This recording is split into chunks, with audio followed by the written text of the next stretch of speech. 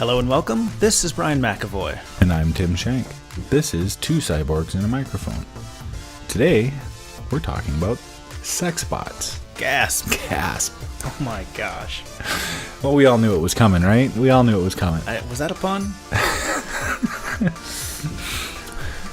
What are you drinking today, Tim? Well, today I'm drinking out of my stylish Two Cyborgs and a Microphone coffee cup. I'm drinking coffee with a little bit of added juice in there. And I gotta say, this coffee has never tasted so good as it does when I drink out of my Two Cyborgs and a Microphone stylistic coffee cup that I got from Cafe Press. Man, that is some subtle advertising. I'm drinking a chai tea and milk slurry from a paper cup in a hotel room. So, pardon me if my vocal quality isn't quite as good this week. Do you got a Sharpie? I know you got a Sharpie, Brian. You always have Sharpies, Brian. Oh my gosh, I could totally transform this into a Two Cyborgs mug. It's not going to be quite as good as the original artwork, but we're going to give it a shot. 2XCP. And we will eBay this cup for about $13 on when Brian's back from his trip. Valuable. Maybe we'll both sign it. Yeah? Yeah. All right. Yeah. I'm now drinking tea out of my Two Cyborgs and a Microphone paper cup. All right. I didn't choke this time when I drank it. Bet it tastes better now, doesn't it? You know, it does.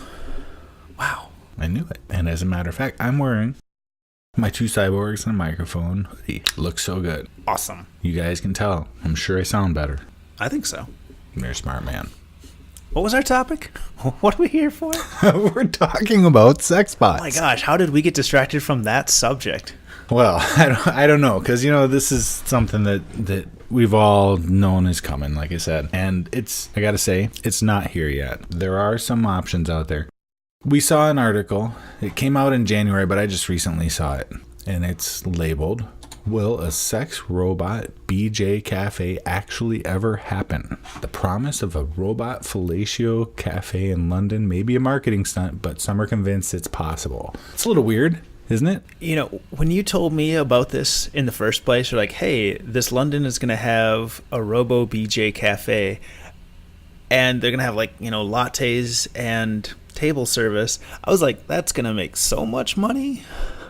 Can I get a little cream in that? Oh, God. That is horrible with a capital W. But now you're telling me it's a stunt. So it's an interesting idea, right? So you told me about this. It is. That's what I'm hearing. Well, and now I have to cancel plane tickets to London because this isn't true. It may be something that he wanted to do. But first of all, we're not there yet as far as the mechanics and all of that. We're not there. It might be it's an idea he might have, and I'm sure it got a lot of attention. Sensationalized. Just by saying it. Whatever cafe he opens is gonna get some traffic. But we're not there yet. There's a lot of concerns, and one of the main ones that he was saying was about cleanliness. How do you clean up after that? Of course. But I gotta say, if I'm sitting around in a coffee shop, you're sitting at a bar. I mean, I just can't imagine carrying on a conversation with somebody during that situation. It just seems weird, and I don't know. I mean, is that the way it works in places where? Are you asking me? There's legal prostitution and things like that. I mean, I'm asking you, Brian. Why don't you know? My hotel cup, since I'm in a hotel, I am in Reno, where that is legal. I can legally smoke weed and have sex with hookers here. Look in the phone book. Is there a blowjob cafe? I haven't. Is there a blowjob cafe? There could be. There probably is. But now, I'm going to make some assumptions. I think we're going to make a lot of assumptions this show, but I don't think you have to make eye contact with other customers during the procedure. I think you get some privacy. I imagine this is a little bit closer to the back room of a sex store where you can go try out the magazines more than it's going to be like a Starbucks. I could be wrong. Maybe that's your thing. No, he's talking about you stop by before work and you get your coffee and you drink your coffee and you get I don't know, maybe Maybe it is. As long as I'm not like sitting next to people, then I'm I guess little more comfortable with something like this. But that would be just strange to me. And I don't know. And I'm in the United States, and everybody's really clamped down when it comes to sex. That is true. I mean, there's just no nude. We're pretty clamped down here. I would think that a place like Amsterdam, I would think they would be clamoring for this. I would think that they would be developing the technology on their own. Well, that is one question though, because in Amsterdam, there's an industry around it, right?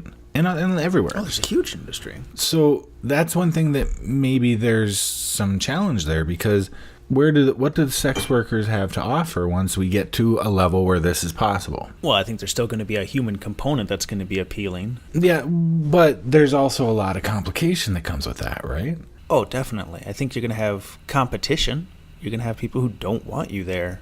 People who have been making money for a long time in literally the oldest profession ever. And now the oldest profession ever is seeing the threat of automation taking it over. It used to be factory workers and farmers worried that machines were going to make their jobs obsolete. And now we've got prostitutes who might have that same fear. Yeah, well, like you said, I think there's always going to be a market for the human piece of this. That's just... And I can't imagine. And I've done some research. Go on. I've done in-depth research on these sex robots, Brian. And I got to say that they're really just giant silicon dolls that have some sensors in specific places that cause audio files to be played. They are claiming to start to build AI into some of these, which will learn what you respond to, or I'm not exactly sure. No, keep going. But they will learn. I guess they will learn in some way how to interact with their partners. I don't know what to call John. This. We'll call him a John. Client, but see that if I'm buying, if somebody's buying one of these robots, and they're not cheap at all. I think $3,000 to $6,000, but they're really just like like Barbie dolls where you can snap the there's mechanics inside of it that you can bend the elbows and there's stops and clicks and all that. That's what these things are. They have sensors in certain areas, shoulders, hips, other places, that then the robot, I guess they like to be romanced.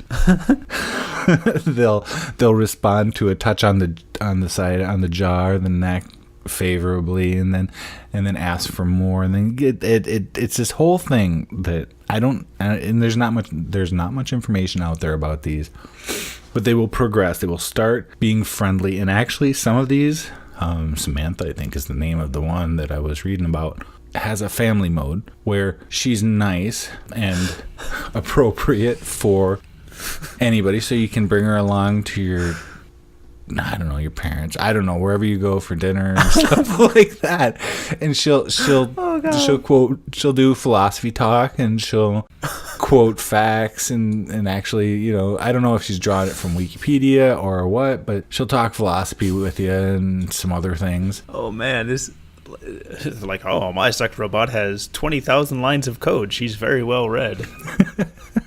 But when you were telling me about the sensors, and they're like, she likes to be romanced, to touch on the jaw, I'm like, oh god, how long is it going to be before there's an online walkthrough? This totally gives new meaning to the term cheat codes.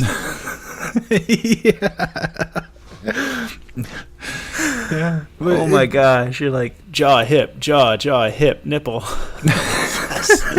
Congratulations, user, you have unlocked super mode.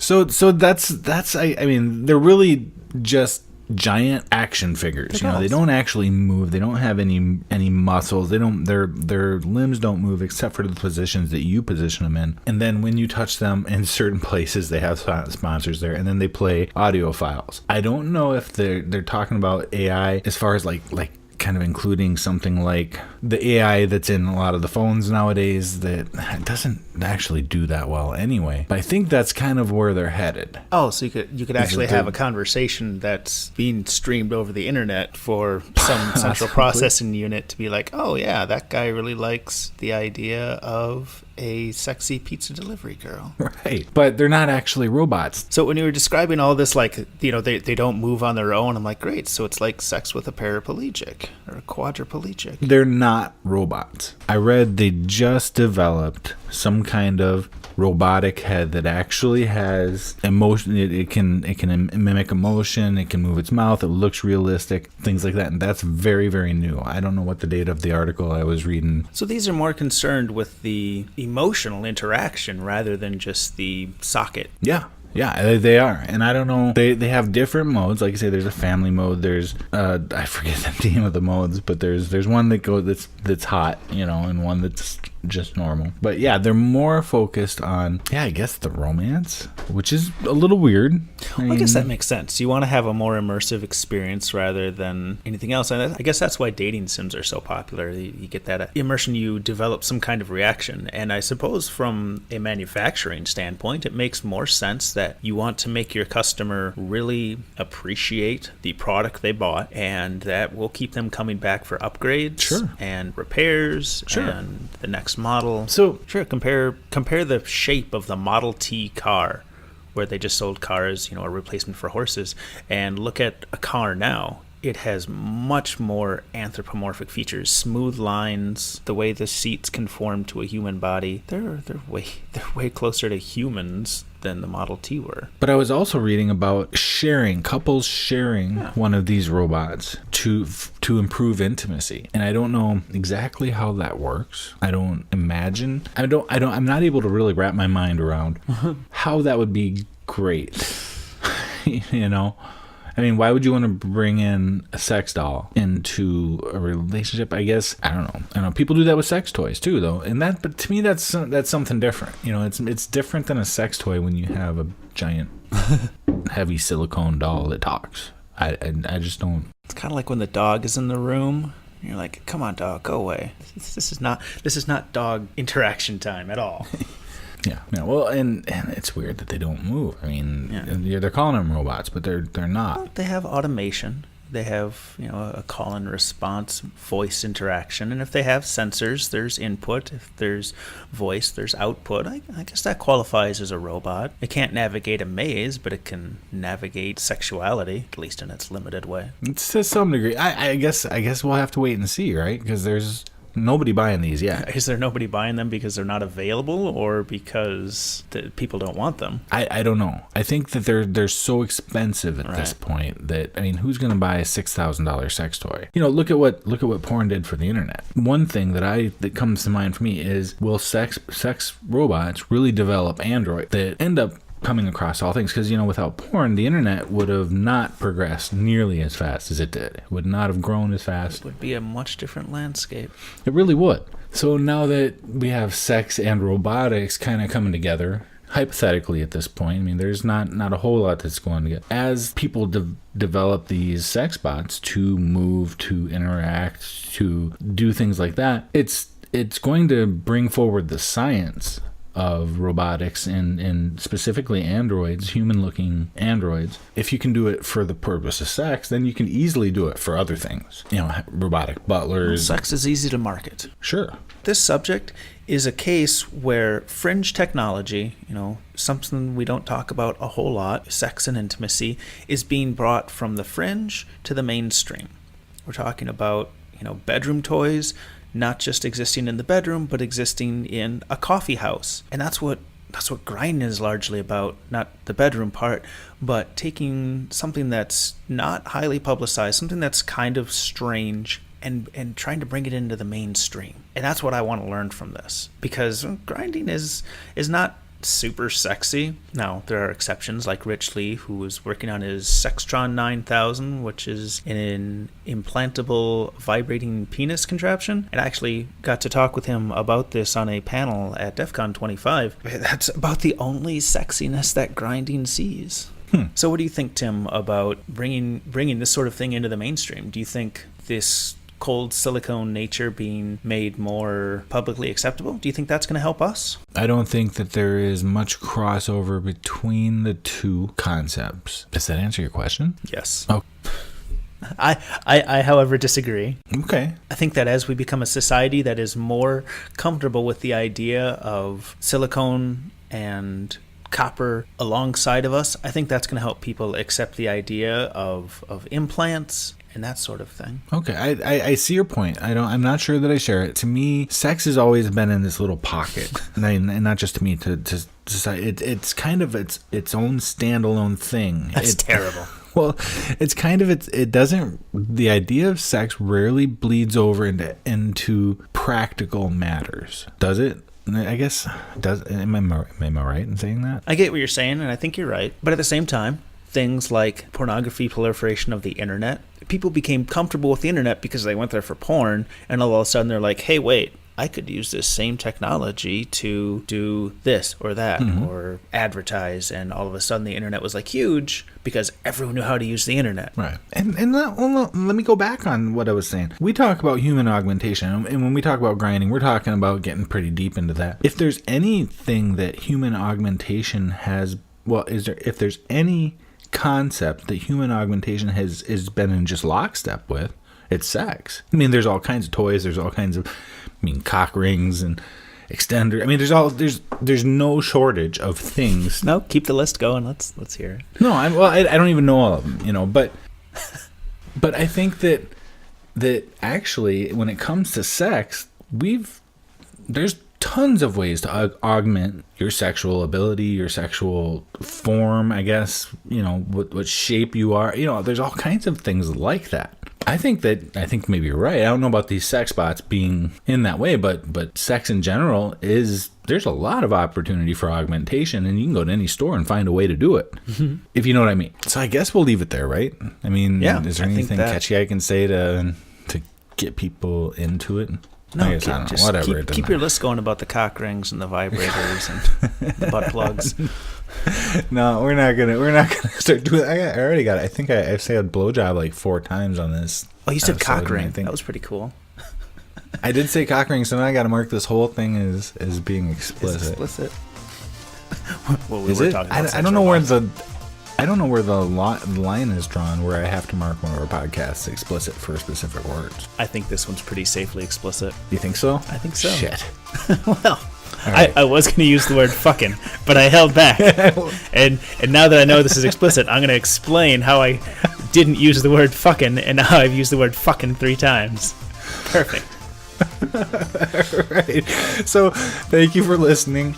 We want to invite you all to email us at cyborgs@twocyborgs.com, or you can get a hold of either of us individually. You got Brian at twocyborgs.com or Tim at twocyborgs.com. And of course, our site, twocyborgs.com. Check out our store and get one of the hooded sweatshirts Tim's wearing, one of the mugs Tim is drinking from, or maybe even find the auction for the paper cup I am drinking from right now, signed by Two Cyborgs.